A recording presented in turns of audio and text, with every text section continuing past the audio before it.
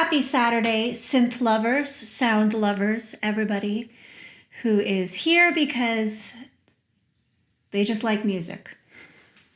There is no prerequisite to joining this podcast. You don't need to be a musician. You just need to be curious about how different sounds are made. The entire goal of Sound Paint Podcast is to create a community of people who just enjoy sound and want to explore it together and just have fun. So, welcome. So last week I found a sound and I just wanted to kind of go with it. So I just wrote something based on the sound that the JUP-8 came with. But today I want to see what else we can do with it. I want to come up with different sounds and yeah, let's go. All right. So I'm dabbling with this idea of maybe exploring a different plugin. Like normally we do Analog Lab 5 and it's a bit of a sampling of everything, but I'm kind of digging this new format that I'm playing with where I take one instrument and we dive deep with it. Just to remind you what the sound was that we were playing with. And it's just basically like a default setting that this comes with. Here we go.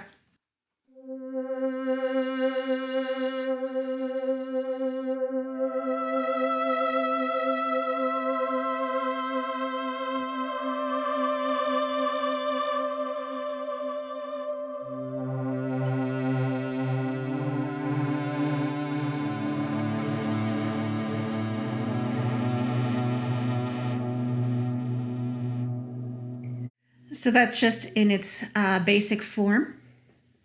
Now we are going to mess with stuff. We're going to detune it a little bit. So if you remember what detuning means, you're basically taking the pitch and you're either, depending on which direction you're bending it, if you're bending it up, you're pushing the pitch up a little bit. Or if you bend it down, you're pushing the pitch down a little bit. So we're going to detune it. Here's the sound to begin with.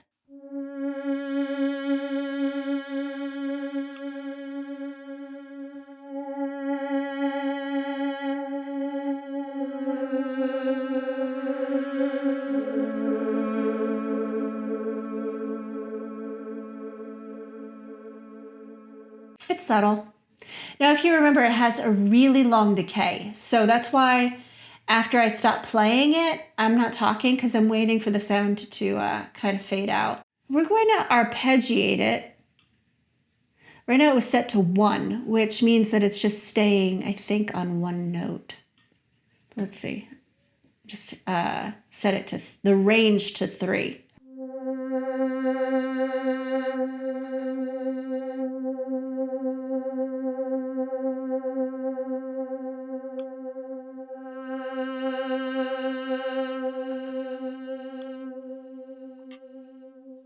So if you remember last week, we were talking about the LFO and about how it gives movement to the sound.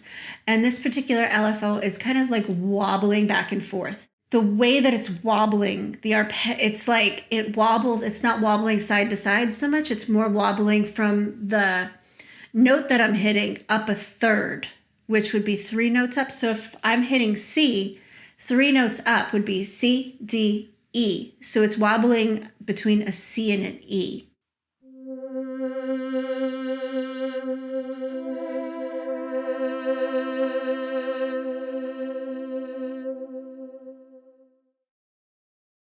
It's really subtle. Really, really subtle. I don't know if I like that.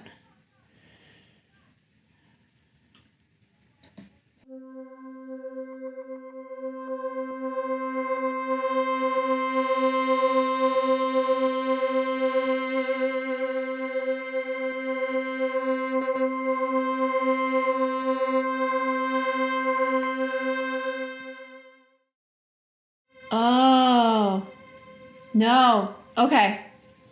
So I just changed it to arpeggiate randomly. I don't think anything was turned on, so I don't think much was actually happening before.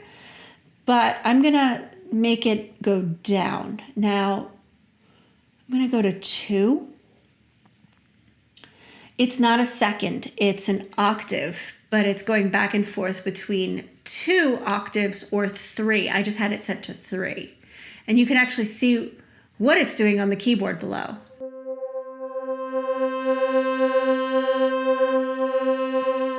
You can actually go another octave down so that you can see it clearer.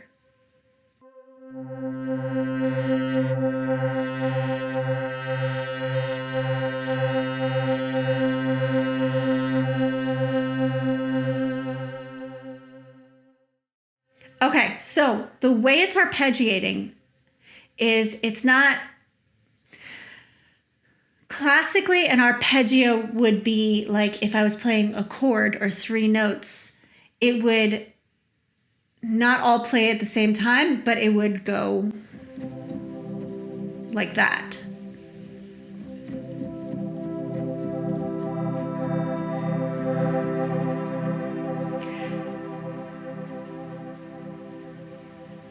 So I'm arpeggiating a C major chord, which would be C, E, and G. You don't really need to know that, but I do want you to know that so that you can see what's actually happening here just in the settings alone, not what I'm playing. Because what I was playing was only C. And when it says that the range is 2 or 3, I had it set to 3 before, it wasn't going back and forth. That's not an interval. It's either 1 C, 2 C's, 3 C's, or 4 C's. So it's either going, so it's like I'm hitting 1 C, but it's also bouncing back and forth between other C's as well. You're hearing the detune now. You didn't really hear it before I had this set to go down or up. Actually, I'm gonna do it up so you can see it real clear. The detune, you hear it as it's going up, as it's arpeggiating up. And I have it set to 2 C's. So it's only going from the initial C that I'm hitting and it's going up to the next octave and back down again. So 2 C's back and forth.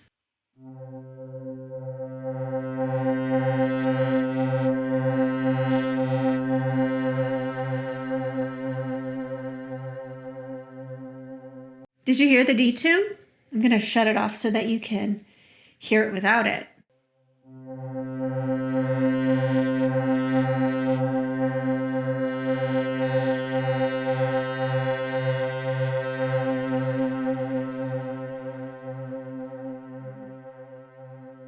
I still hear it. I think it has to do with the LFO and the way that the LFO is moving, because I think something else is detuned as well.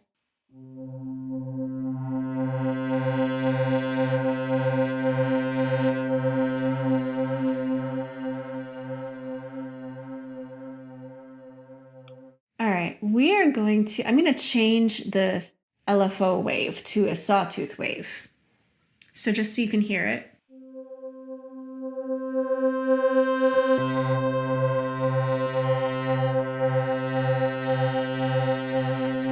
Just a little bit more buzzy. I just like that. So I'm going to turn up the rate, and I think it's going to make it wobble faster, that LFO wobble.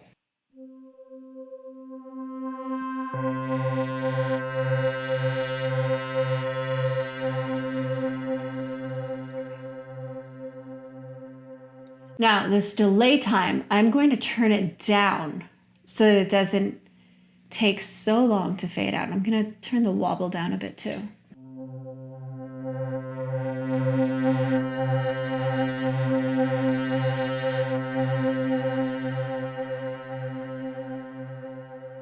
It's still taking its time. I'm going to turn the volume up a little, just because I feel like this is a little subtle here.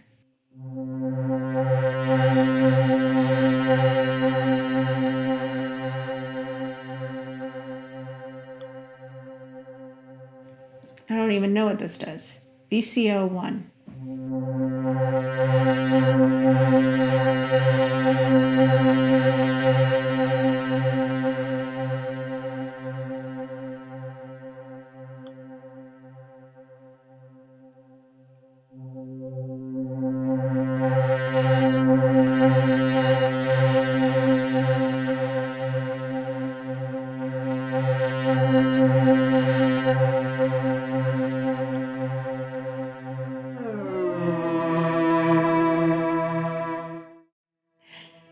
Okay, I wanted to try that before I said what it was.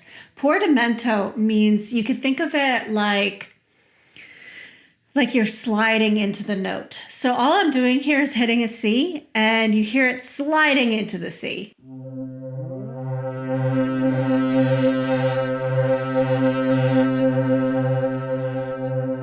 I know you didn't hear that so clearly, but it's there because the two C's that it's going back and forth between, it is sliding back and forth. It's subtle.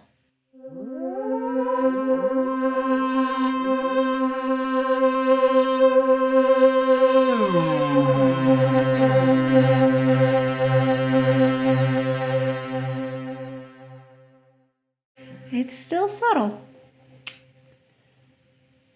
All right, let's add this guy.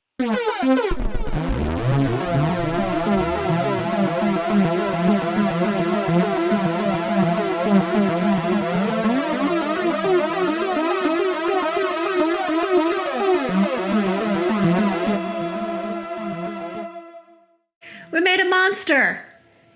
I love it. Very cool. I am going to slow the range down though, because that was a lot.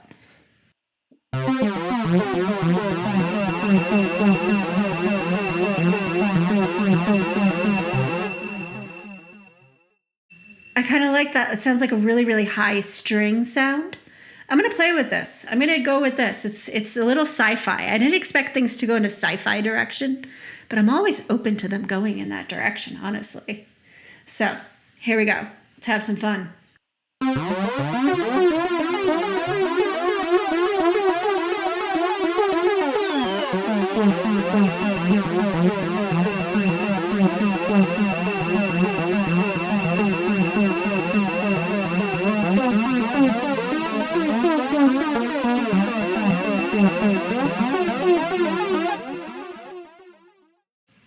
That's a lot of a sound.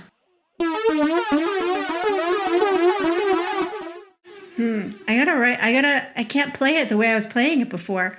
I have to make something up that's not as actively moving because this sound just needs room to breathe.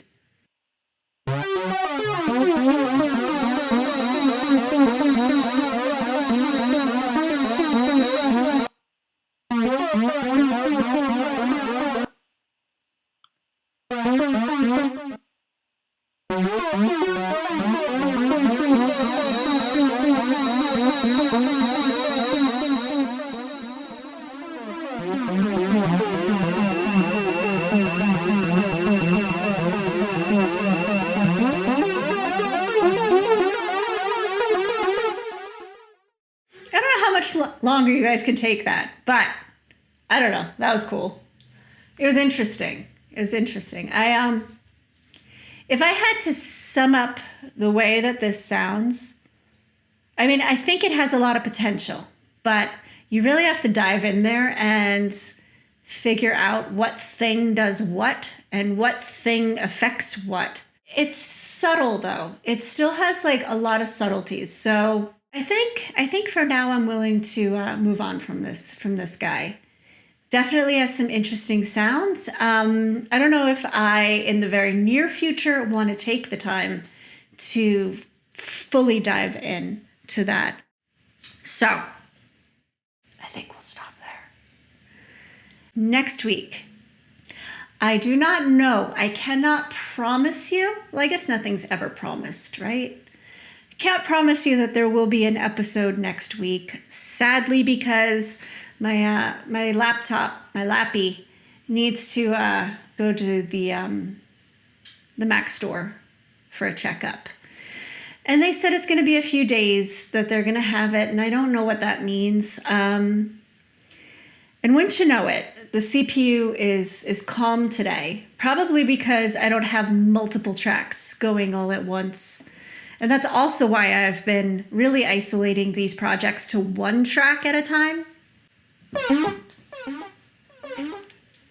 So I will let you know next Friday in the newsletter whether or not there will be a podcast Saturday morning. Hope so. I really hope so. But regardless, I hope you had fun. I hope you have a great weekend and pay attention to sounds. Next time you're watching a show or a movie and it has an epic film score or even a subtle film score, pay attention. See if you can pick out sounds. Be like, ooh, I think that's a synthesizer. If you find a show or a scene in a show or a movie that you're watching and you can identify that it's a synthesizer, just a synthesizer. I'm not saying go look for the JUP-8, but I want to hear about it. And I want you to comment below what you were watching. You don't have to. You don't have to if that's, you'd rather not. But I would love to just get a little hand up and be like, I identified a synthesizer in what I'm watching. I feel good about my musical discernment skills and the developing thereof. Anyways, have a great weekend. Bye.